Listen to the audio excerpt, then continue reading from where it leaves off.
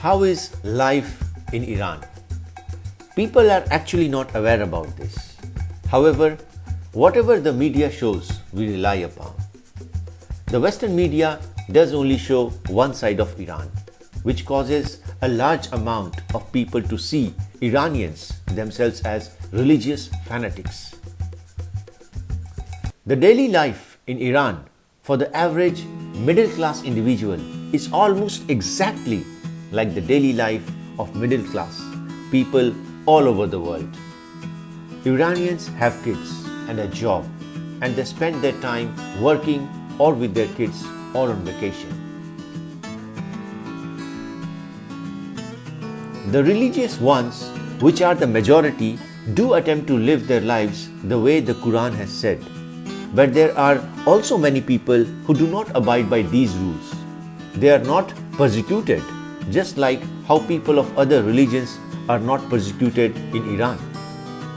The ones that are religious wake up for the daily call to prayer that can be heard all over the city, and then afterwards resume their activities. It is not required for everyone to go to the nearest mosque and pray together. This notion is crazy. Iran's Jewish community is the largest in the Middle East outside Israel and feels safe and respected. In a nation that has called for Israel to be wiped off the face of the earth, the Iranian government allows thousands of Jews to worship in peace and continue their association with the country founded more than 2,500 years ago.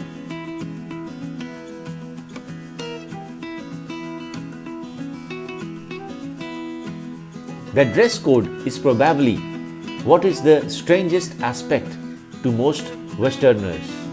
Indeed, there are lots of women that would prefer to walk through the streets without hijab, but the majority would wear hijab even if there was no dress code.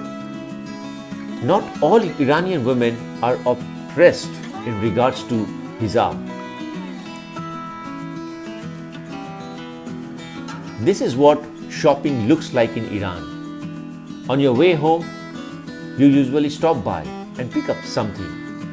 Another thing that's different from what you see in the West, in the mornings, most Iranians go to the nearest bread shop and pick up a loaf of nice hot bread for breakfast and a newspaper.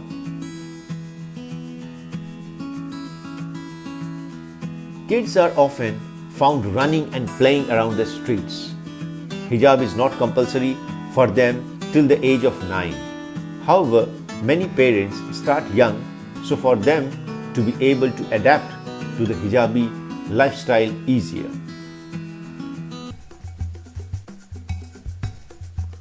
The sanctions have taken a heavy toll on the Iranian economy and have left many people jobless. However, they have also introduced fun, weird fox Western stores. The official franchisees cannot open there due to the sanctions, but that doesn't stop Iranian entrepreneurs from making their own rip-offs. These stores usually have what is sold at the franchisee in the West and also have their own Iranian menu items like Iranian pizza. There is one thing that the Western media speaks the truth about: the morality police. These policemen and women stand around the street and basically see if men and women are complying with the hijab rules. However, like always, the Western media has blown them completely out of proportion. You do not go to jail if caught by them.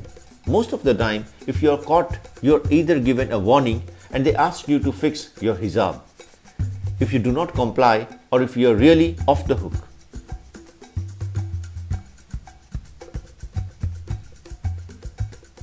One more big difference is that you'll often see children selling items on the streets. This is not allowed by the Iranian government and is illegal. But unfortunately, this type of child labor and human trafficking happens every day in Iran. They are most often orphans or children from drug-addicted families that need shelter and food and are provided with such items like poems, matchboxes and flowers to sell on the streets. Things are changing in Iran. Lifestyle and privileges are getting accepted. Girls can party, and there are shopping malls that have started. Night markets are safe, and moving around is very easy. Iranian women enjoy watching TV in cafes and spending time outside. Some young girls have discarded the hijab to reveal short, fashionable hair. The men wear t-shirts emblazoned with the names of Western bands and corporate logos. Iran is a sporting nation, and soccer fans enjoy watching AFC tournaments. Football is a national obsession, and Iran has been competing internationally since 1941, winning 3 Asian Cups during the 60s and 70s and qualifying for 4 World Cups 1978, 98, 2006 and 2014. Many Iranians of a certain generation can tell you where they were when Iran defeated Australia in dramatic fashion to qualify for the 1998 World Cup, their first appearance in 2 decades. Long before, Iranian women were not allowed to ride motorbikes in public, but this has changed. Women are getting trained for riding motorbikes, and riding is accepted in public now. According to the Western media, there's always a problem in Iran. Always, Iran is on the brink of some kind of impending disaster. The cautionary government travel warnings about visiting Iran have never stopped for decades, despite many European and American destinations being far more dangerous. Even the good articles about Iran contain something sneaky, making you question your decision to come here. It's a mind trick, and we are all falling for it. The truth about visiting Iran is the exact opposite of what is generally reported. Iran is safe and welcoming. They love all foreign tourists. Iranians love Americans. Iranians respect women. Iran is vibrant, increasingly modern, and ridiculously safe. This is Naqsh-e-Jahan Square, and this is Holy Savior Cathedral. It is also known the Church of the Saintly Sisters. It is commonly referred to as the Wong, which means monastery or convent in the Armenian language. The interior is stunning, with paintings depicting the biblical stories. There's also a powerful monument dedicated to the victims of the Armenia genocide. Recently, US reimposed economic sanctions on Iran.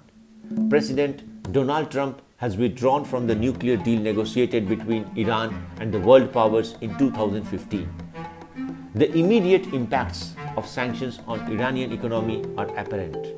Oil production and GDP growth are collapsing. Iran's currency is weakening and inflation is picking up.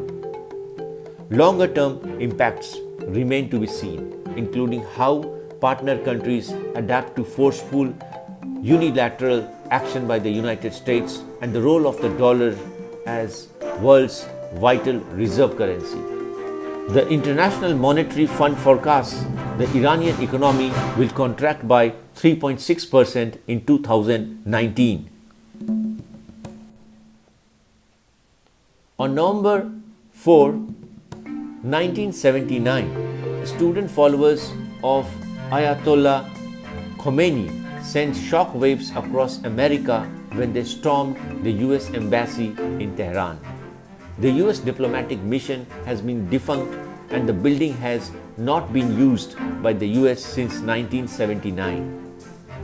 The general public has negative views about USA. The mural depicts the Statue of Liberty as death outside the former US embassy in Tehran. This is a display inside the embassy showing American diplomats at work. There are many economic and political challenges that Iran faces at present. These challenges would definitely affect and shape up the society and lifestyle in general. But one thing is sure, that social changes have started and they are not going to stop.